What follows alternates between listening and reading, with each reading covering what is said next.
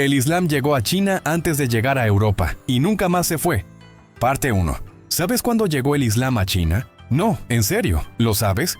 Porque apuesto a que has escuchado sobre la ruta de la seda, sobre comerciantes árabes viajando a tierras lejanas. Tal vez viste algún documental sobre Marco Polo o la expansión del Islam. Pero si te pregunto ahora mismo cuándo exactamente llegaron los primeros musulmanes a China, cómo se establecieron, cómo se integraron en una civilización completamente diferente, puedes responder: ¿fue después de las cruzadas? ¿Durante la Edad Media tardía? ¿Con los mongoles? Y aquí está la pregunta realmente perturbadora. ¿Cómo es posible que el Islam llegara a China durante la vida del profeta Muhammad mismo, antes de que hubiera mezquitas en España, antes de que los moros cruzaran a Europa, antes de que la mayoría de los europeos supieran que el Islam existía y que esta historia sea casi desconocida en Occidente? La respuesta es tan fascinante como reveladora. Porque la historia del Islam en China desafía todas las narrativas que Occidente cuenta sobre la expansión islámica. No hubo conquista militar. No hubo imposición forzada de fe.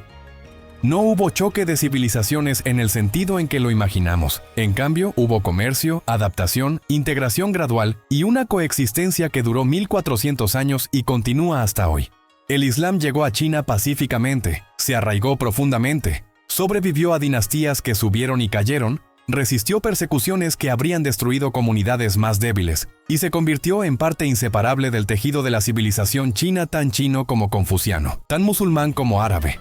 Pero su legado está en todas partes si sabes dónde buscar. En cada mezquita con arquitectura de estilo chino. En cada comunidad huí que habla chino como lengua materna pero reza en árabe. En cada restaurante halal en Beijing que ha estado sirviendo cordero durante 500 años, en la forma en que el Islam se chinaizó mientras permanecía completamente islámico.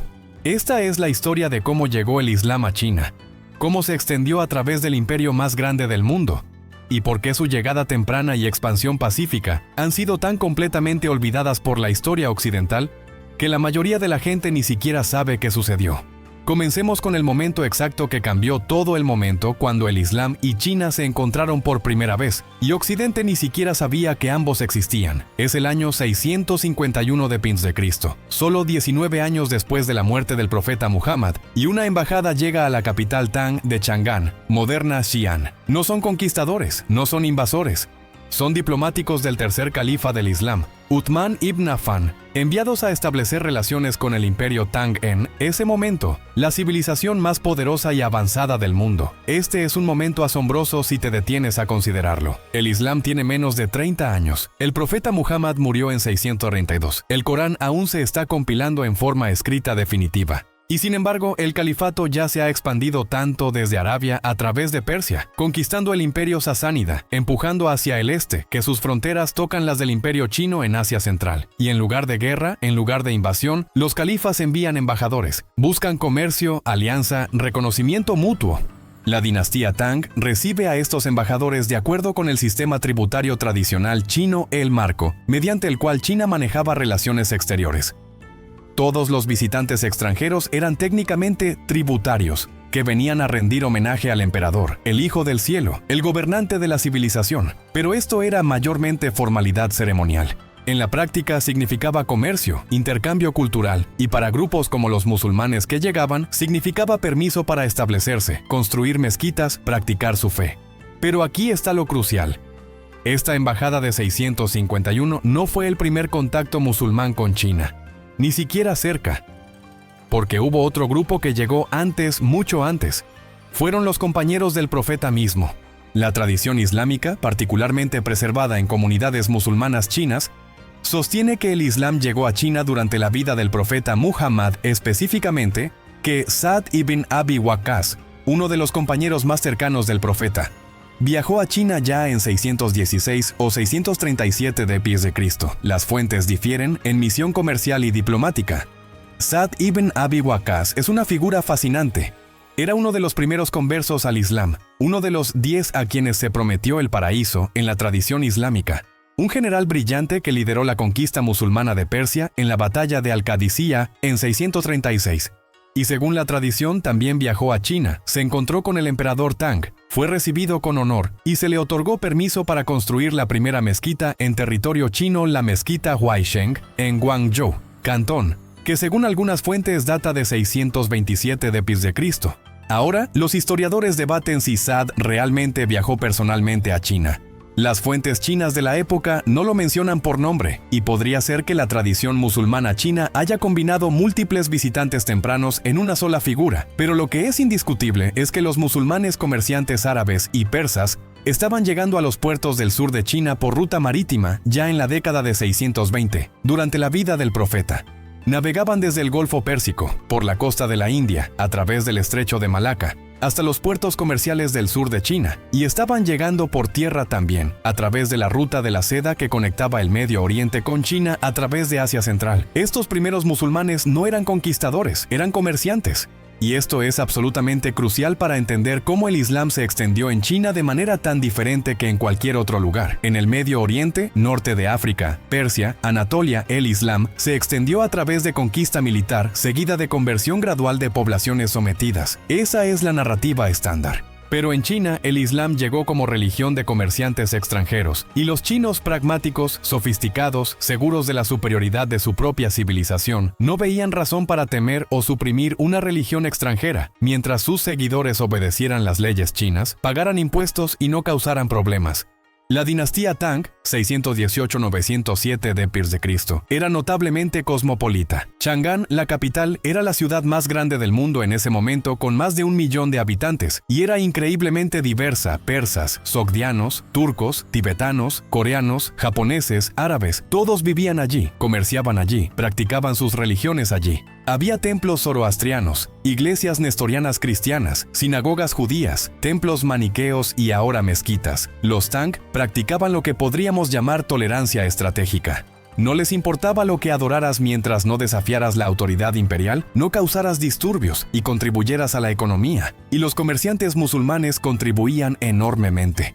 Traían bienes exóticos que las élites chinas codiciaban: especias, incienso, vidrio, joyas. Se llevaban seda china, porcelana, té, papel, productos que el mundo islámico valoraba inmensamente. Este comercio enriquecía tanto a los comerciantes musulmanes como al tesoro imperial chino. Entonces había todo el incentivo para acomodar a estos extranjeros prósperos. Los primeros musulmanes en China se establecieron principalmente en los puertos del sur: Guangzhou, Cantón, Quanzhou, Yangzhou, porque habían llegado por mar. Establecieron barrios, construyeron mezquitas, se casaron con mujeres locales. El Islam permite que hombres musulmanes se casen con mujeres no musulmanas y los hijos son criados como musulmanes, y gradualmente formaron comunidades. Estas no eran comunidades de conquistadores imponiendo su voluntad. Eran comunidades de inmigrantes económicos adaptándose a una civilización que era más antigua, más rica, más poderosa que la suya propia. Aprendieron chino. Adoptaron vestimenta china, participaron en la vida comercial china, pero mantuvieron su fe, sus prácticas dietéticas, halal, su identidad como musulmanes. Este patrón, integración cultural con preservación religiosa, se convirtió en el modelo del Islam chino durante los próximos 1400 años, y mientras esto sucedía en el sur de China, otra ruta estaba trayendo musulmanes al norte y al oeste, la ruta de la seda por tierra. Asia Central en el siglo VII era un mosaico de reinos sogdianos, turcos, persas, muchos de los cuales estaban siendo conquistados por el califato islámico en expansión. A medida que el Islam se extendía por Asia Central, los comerciantes y viajeros musulmanes usaban las rutas comerciales establecidas que conectaban Persia con China. Las ciudades de la ruta de la seda: Samarcanda, Bujará, Kashgarse, volvieron cada vez más islámicas durante los siglos VII y VIII. Y los comerciantes musulmanes que viajaban hacia el este traían el Islam con ellos. Pero aquí está lo que es fascinante. Durante este periodo temprano, el Islam en China no era religión de conversión. Los musulmanes no predicaban activamente a los chinos. No buscaban convertir a la población local. Eran comunidad cerrada manteniendo su fe mientras hacían negocios. ¿Por qué? Varias razones. Primera, los primeros musulmanes en China eran pequeña minoría en civilización masivamente poblada que no tenía interés en su religión. Los chinos tenían su propio marco filosófico altamente desarrollado: confucianismo para ética y gobernanza, taoísmo para espiritualidad, budismo, que había llegado de India siglos antes y ya estaba bien establecido. Una nueva religión de comerciantes extranjeros del lejano oeste no parecía particularmente convincente comparada con estas tradiciones. Segunda, los Tang ocasionalmente se ponían nerviosos por las religiones extranjeras, volviéndose demasiado populares. En 845, el emperador Wuzong lanzó gran persecución del budismo y otras religiones extranjeras, cerrando monasterios, derritiendo estatuas de bronce, obligando a monjes a devolver a vida secular. Los musulmanes fueron afectados también, pero menos severamente porque eran población más pequeña, más contenida, menos visible políticamente. Esta persecución enseñó lección: mantén la cabeza baja, no crezcas demasiado grande, no hagas enojar a autoridades.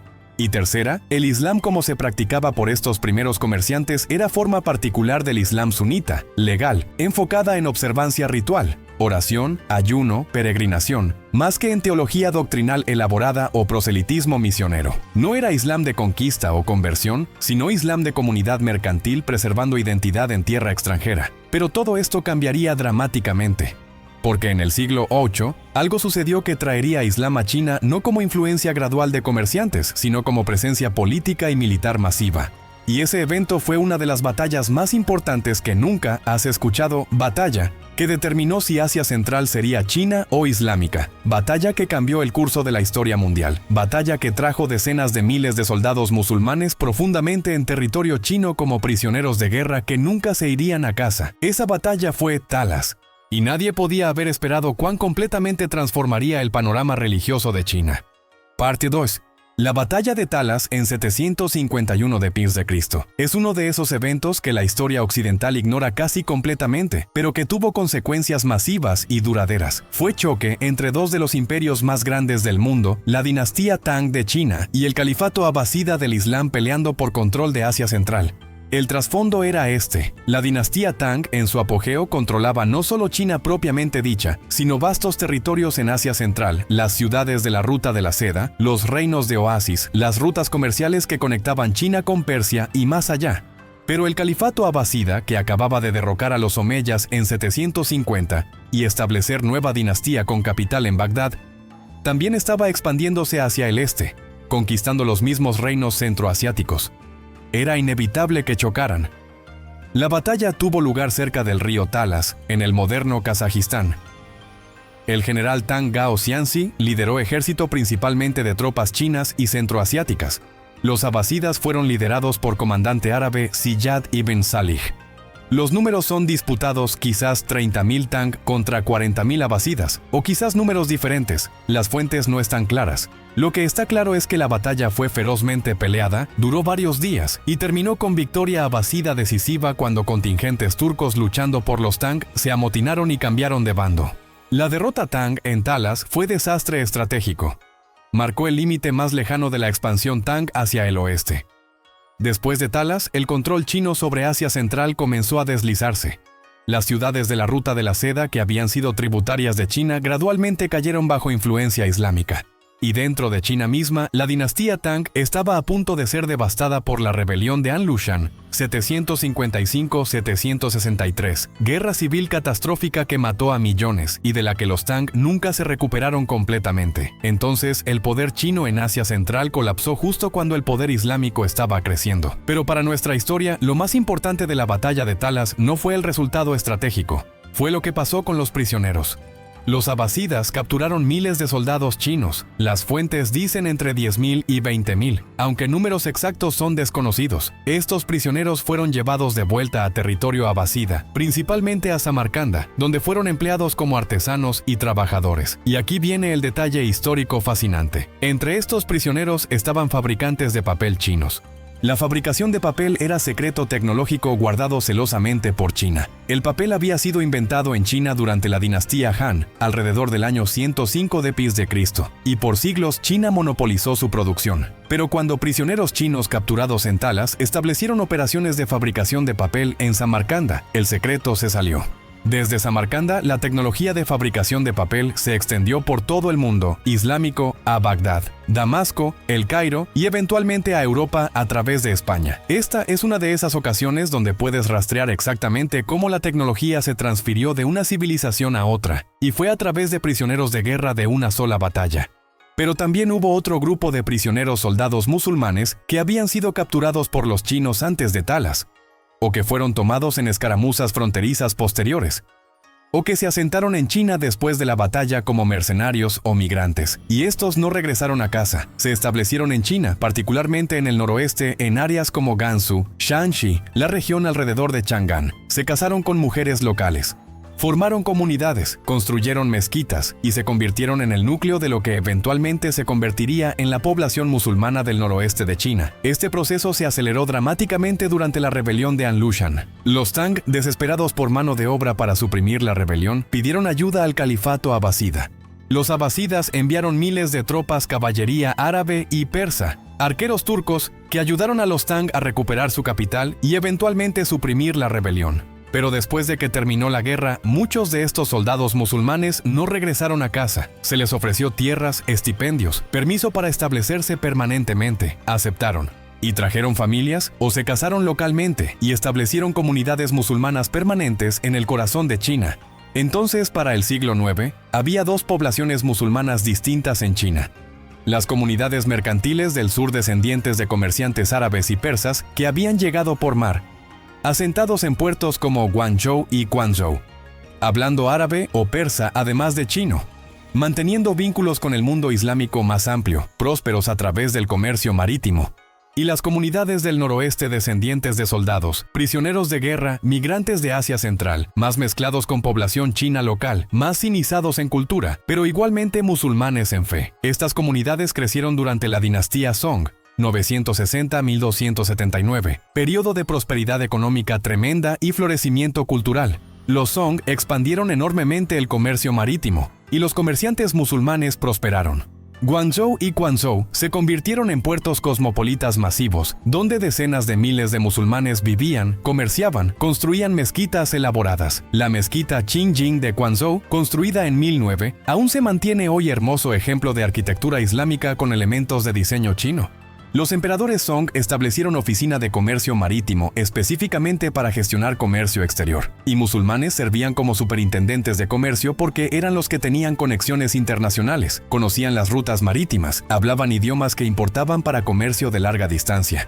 Pero fue durante la dinastía Yuan el periodo de gobierno mongol de China, 1271-1368, que el Islam experimentó su expansión más dramática en China, y esto requiere algo de explicación porque es profundamente irónico. Los mongoles bajo Genghis Khan habían devastado el mundo islámico en el siglo XIII, destruyeron Khwarezm, saquearon Bujará y Samarcanda, conquistaron Persia. El nieto de Genghis, Hulagu, capturó Bagdad en 1258, ejecutó al califa, masacró cientos de miles de civiles, fue uno de los eventos más traumáticos en la historia islámica. Y sin embargo, cuando los mongoles conquistaron China y establecieron la dinastía Yuan, trajeron con ellos decenas de miles, quizás cientos de miles de musulmanes de Asia Central, Persia, el Medio Oriente. ¿Por qué? Porque los mongoles tenían problema de gobernanza. Habían conquistado China, el imperio más poblado y culturalmente sofisticado del mundo. Pero eran solo pequeña minoría, quizás 1 millón de mongoles gobernando 100 millones de chinos. No podían confiar en la burocracia china existente para administrar el imperio porque temían que chinos fueran desleales, que resintieran el gobierno extranjero, que conspiraran para derrocar a los mongoles. Entonces los mongoles implementaron estrategia deliberada de traer administradores extranjeros, personas que no eran mongoles pero tampoco chinas, que debían su posición a los mongoles y por lo tanto serían leales. Y muchos de estos administradores fueron musulmanes, persas, árabes, turcos de Asia Central. Sirvieron como recaudadores de impuestos, oficiales financieros, gobernadores provinciales, asesores militares. Los mongoles también trajeron artesanos musulmanes, comerciantes, ingenieros. La dinastía Yuan estableció institución llamada Hui Xitianjian, Oficina Astronómica Musulmana, porque los astrónomos musulmanes tenían conocimiento superior de matemáticas y astronomía comparado con contraparte chinas del tiempo. Estos astrónomos musulmanes calculaban calendario, predecían eclipses, aconsejaban sobre días auspiciosos para ceremonias imperiales. Y quizás más importante, Kublai Khan el Gran Khan, que conquistó el sur de China y completó la conquista mongola, empleó a musulmán llamado Sayyid Ajal Shams al-Din Omar como gobernador de Yunnan, la provincia del suroeste que acababa de ser conquistada. Sayyid Ajal era figura extraordinaria musulmán de Bujará que se convirtió en uno de los administradores más efectivos de Kublai. Gobernó Yunnan con combinación de dureza militar e inclusión cultural, estableciendo escuelas, construyendo infraestructura, promoviendo agricultura e invitando a colonos musulmanes a mudarse a Yunnan. Su política transformó Yunnan de provincia fronteriza rebelde en región integrada del imperio y estableció grandes comunidades musulmanas que persisten hasta hoy. Entonces, durante la era Yuan, población musulmana de China explotó.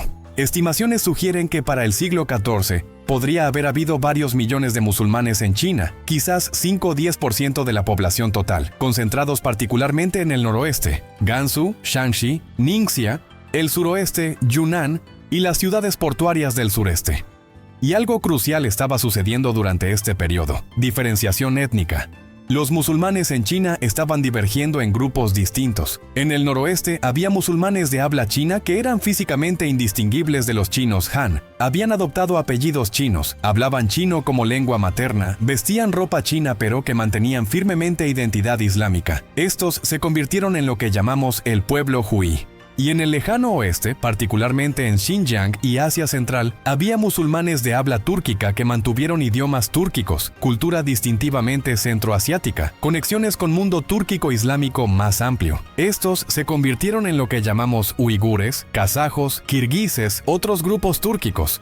Los Hui son fascinantes porque representan algo único en el mundo islámico musulmanes, que son completa y totalmente chinos en cultura, pero completa y totalmente musulmanes en religión. No hay contradicción en su mente entre ser chino y ser musulmán. Pero esto no sucedió de la noche a la mañana. Tomó siglos de adaptación, negociación, evolución cultural. Durante la dinastía Ming, 1368-1644, que derrocó a los mongoles y restauró el gobierno chino nativo, los musulmanes enfrentaron situación ambigua. Los emperadores Ming inicialmente eran sospechosos de musulmanes, porque habían estado asociados con los mongoles odiados. Hubo purgas ocasionales, restricciones en la construcción de mezquitas, presión para asimilar. Pero los musulmanes también eran demasiado numerosos, demasiado integrados en economía, demasiado útiles para ser suprimidos completamente. Entonces los Ming llegaron a arreglo. Los musulmanes podían practicar su fe, mantener sus mezquitas, observar leyes dietéticas, pero debían adoptar apellidos chinos, vestirse como chinos, hablar chino y conformarse externamente a normas sociales chinas. Este fue el periodo cuando los Hui se solidificaron completamente como grupo étnico distintivo musulmanes chinos que parecían chinos, actuaban chinos, pero rezaban en árabe y no comían cerdo, y desarrollaron síntesis cultural única. Las mezquitas Hui construidas durante el periodo Ming combinaban arquitectura islámica con diseño chino, techos de estilo pagoda, patios tradicionales chinos, pero orientados hacia la Meca con mihrab, minbar, abluciones. Caligrafía árabe decoraba paredes pero en estilos que imitaban caligrafía china. Eruditos islámicos escribían tratados en chino usando conceptos confucianos para explicar teología islámica, describiendo a Alá como el gran principio fundamental, Taiji, comparando al profeta con sabios confucianos, argumentando que el Islam y el confucianismo enseñaban la misma verdad moral fundamental. Este proceso de síntesis cultural llamado Islam chino o Islam confucianizado alcanzó su altura durante dinastía Qing, 1644-1912, cuando eruditos musulmanes chinos como Wang Daiju, Liu Ji y Ma Yu escribieron textos elaborados en chino argumentando por compatibilidad del Islam con cultura china. Argumentaban que musulmán podía ser perfectamente piadoso mientras participaba completamente en sociedad china, sirviendo en burocracia confuciana, cumpliendo deberes filiales hacia padres, honrando al emperador, mientras observara los 5 pilares del Islam y obedeciera ley sharia en asuntos personales. Pero también había tensión, porque no todos los musulmanes aceptaban esta acomodación. Hubo controversias sobre cuánta adaptación era permisible antes de que dejara de ser Islam apropiado. ¿Podían los musulmanes participar en ceremonias confucianas de veneración de ancestros? ¿Podían inclinarse ante el emperador? ¿Podían casarse con no musulmanes? ¿Podían comer en la misma mesa con comedores de cerdo? Diferentes eruditos daban diferentes respuestas, y estas disputas a veces se volvían violentas. Y hubo otra complicación: conversión. Durante dinastías Ming y Qing, hubo conversión limitada de chinos Han al Islam, principalmente a través de matrimonio. Un hombre Hui se casa con mujer Han, ella se convierte, los niños son criados como musulmanes. O a través de asociación comercial, comerciantes Han que trabajaban cercanamente con Hui a veces se convertían, o de vez en cuando a través de persuasión teológica. Pero la conversión era difícil porque el Islam era marcador étnico tanto como religioso. Convertirse al Islam no era solo adoptar creencias, era unirse a comunidad minoritaria distintiva que enfrentaba discriminación ocasional y que era vista como extranjera incluso cuando era completamente china. El tema de la conversión se vuelve importante porque nos ayuda a entender por qué el Islam en China nunca creció más allá de pequeño porcentaje de población. En sudeste asiático, Indonesia, Malasia, el Islam se extendió dramáticamente a través de conversión, eventualmente convirtiéndose en religión mayoritaria. ¿Por qué no en China? Varias razones. Primera, cultura china ya tenía marco filosófico coherente, satisfactorio confucianismo, proporcionaba ética, orden social, ideología política. El taoísmo proporcionaba espiritualidad y metafísica. El budismo proporcionaba salvación y vida después de la muerte. No había vacío religioso que el Islam pudiera llenar como había en sudeste asiático, donde religiones indígenas eran animismo menos sistemático.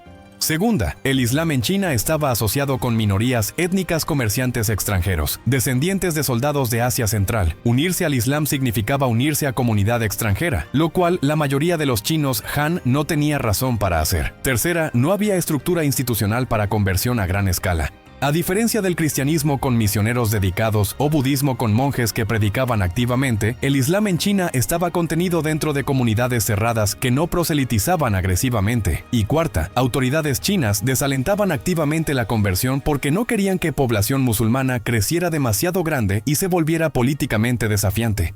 Lo cual nos lleva al capítulo final y más oscuro de nuestra historia, las rebeliones musulmanas de los siglos XIX.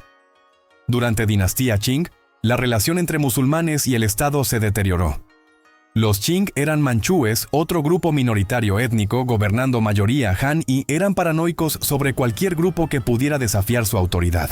Veían a los musulmanes, particularmente los Hui en el noroeste, y musulmanes túrquicos en Xinjiang, como potencialmente desleales. Impusieron impuestos discriminatorios, restringieron construcción de mezquitas, nombraron oficiales Han corruptos para gobernar áreas musulmanas que extorsionaban y abusaban de población local, y explotaban tensiones étnicas poniendo a Han contra Hui, alentando resentimientos. Las tensiones estallaron en serie de rebeliones masivas. La rebelión Pantai en Yunnan, 1856-1873, vio musulmanes Hui establecer sultanato independiente bajo líder llamado Du Wenxiu, que gobernó durante 16 años antes de ser finalmente aplastado por fuerzas Qing. La rebelión Dungan en noroeste de China, 1862-1877, fue aún más devastadora guerra a gran escala entre musulmanes Hui y autoridades Qing que devastó provincias enteras de Shanxi, Gansu, Ningxia. Las estimaciones de muertes van de 8 a 12 millones, mayoría musulmanes Hui, pero también muchos Han atrapados en violencia. La rebelión fue finalmente suprimida con brutalidad extrema por general Qing Suo Songtang, que masacró poblaciones musulmanas enteras en represalia. Y en Xinjiang hubo rebelión separada donde musulmanes túrquicos, uigures, otros establecieron estado independiente llamado Yetishar bajo líder místico guerrero Yaqub Bek, 1865-1877. Yaqub Bek intentó crear Emirato Islámico Independiente en Xinjiang, buscando reconocimiento de Imperio Otomano y el Imperio Británico. Pero eventualmente los Qing reconquistaron Xinjiang, incorporándolo formalmente como provincia en 1884. Estas rebeliones fueron catastróficas para musulmanes chinos. Millones murieron, comunidades enteras fueron destruidas, la confianza entre musulmanes y Estado se fracturó permanentemente, y las rebeliones reforzaron estereotipos chinos de musulmanes como violentos, desleales, extranjeros peligrosos que nunca podrían ser totalmente chinos. Pero aquí está lo notable: a pesar de esta catástrofe, el Islam en China sobrevivió. Las comunidades se reconstruyeron, se construyeron nuevas mezquitas, la fe persistió, y cuando la dinastía Qing finalmente colapsó en 1912 y la República de China fue establecida, los musulmanes chinos se convirtieron en ciudadanos de la nueva república, contribuyendo a ejército, gobierno, economía. Durante era republicana, 1912-1949, hubo renacimiento del Islam chino. Se fundaron escuelas musulmanas modernas enseñando currículo islámico y chino. Publicaciones musulmanas proliferaron. Eruditos musulmanes participaron en debates nacionales sobre modernización, nacionalismo, identidad. Figuras como Ma Bufang en noroeste, señor de la guerra musulmán Hui, que gobernó Qinghai, mostraron que musulmanes podían ejercer poder político significativo. Pero luego vino 1949 y victoria comunista en la Guerra Civil China. Y eso trajo desafíos completamente nuevos que no cubriremos aquí porque son tema para otro video. Pero lo que es importante entender es que en ese momento, 1949, el Islam había estado en China durante más de 1300 años. Había llegado durante la vida del profeta. Había sobrevivido a dinastías que subieron y cayeron. Había sobrevivido persecuciones, rebeliones, masacres. Había producido síntesis cultural única de Islam y confucianismo que no existía en ningún otro lugar. Había creado grupo étnico los Hui que eran completamente chinos y completamente musulmanes sin contradicción. Había llegado a China antes de llegar a España, antes de conquistar Persia, antes de que la mayoría de Europa supiera que existía, y nunca se fue. Entonces, ¿por qué esta historia es tan desconocida en Occidente? Varias razones. Primera, no encaja en narrativas occidentales sobre expansión islámica. Occidente cuenta historia del Islam como religión de conquista, ejércitos árabes arrasando de Arabia a España en un siglo de guerra. Pero en China el Islam llegó pacíficamente, se extendió gradualmente y nunca conquistó. Esa historia menos dramática, menos conveniente para narrativas de choque de civilizaciones. Segunda, la historia occidental se enfoca en Medio Oriente y Europa. Asia es periférica. La interacción del Islam con China, a pesar de que China era civilización más grande y más avanzada que el Islam, encontró apenas merece mención en libros de historia occidentales.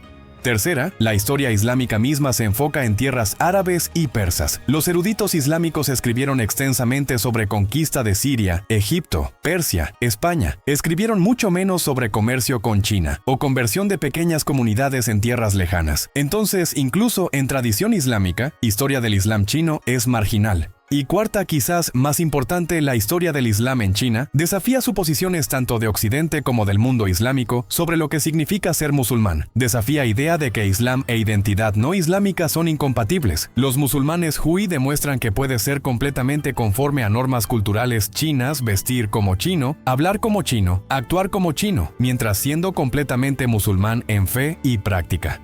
Esto complica narrativas sobre Islam siendo inherentemente extranjero a China, o sobre musulmanes siendo incapaces de integrarse en sociedades no islámicas. El legado del Islam temprano en China está en todas partes si sabes dónde buscar. Está en cada mezquita de estilo chino con techos curvos y patios que parecen templos pero orientados hacia la Meca. Está en cada restaurante Hui sirviendo cordero y fideos de carne pero sin cerdo. Está en apellidos chinos como Ma, Mu, Ha, que son arabizaciones de apellidos musulmanes, Muhammad, Mustafa, Hassan. Está en tratados islámicos escritos en caracteres chinos usando conceptos confucianos. Está en hecho de que hay musulmanes chinos que han sido musulmanes chinos durante 60 generaciones, cuyas familias han vivido en China durante más tiempo que la mayoría de las familias han vivido en cualquier lugar. Y más profundamente, el legado está en demostración de que civilizaciones no tienen que chocar, que religiones pueden adaptarse a culturas locales sin perder identidad esencial, que minorías pueden preservar fe durante siglos en contextos hostiles a través de combinación de adaptación y resistencia, que lo que parece imposible ser completamente musulmán y completamente chino, puede no ser solo posible sino sostenible durante 1400 años. La historia del Islam llegando a China es historia de comercio, no conquista, de adaptación, no imposición, de sobrevivencia, no dominación. Es historia que Occidente ha olvidado porque no encaja en las narrativas que queremos contar sobre el Islam o sobre China.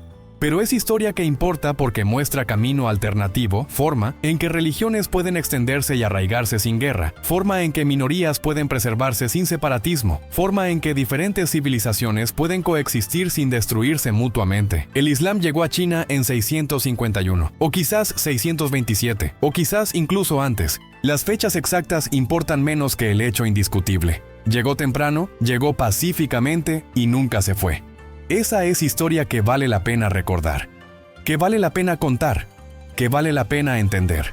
Porque en mundo donde choques de civilizaciones dominan titulares, donde narrativas de conflicto inevitables entre Islam y Occidente se toman como dadas, la historia del Islam en China ofrece contranarrativa. Ofrece evidencia de que coexistencia es posible, que adaptación no es traición, que identidad puede ser múltiple y compleja y completamente genuina. Puede su historia olvidada ser recordatorio y su legado silencioso ser llamada de atención. Lo que olvidamos sobre el pasado, estamos condenados a malinterpretar sobre el presente.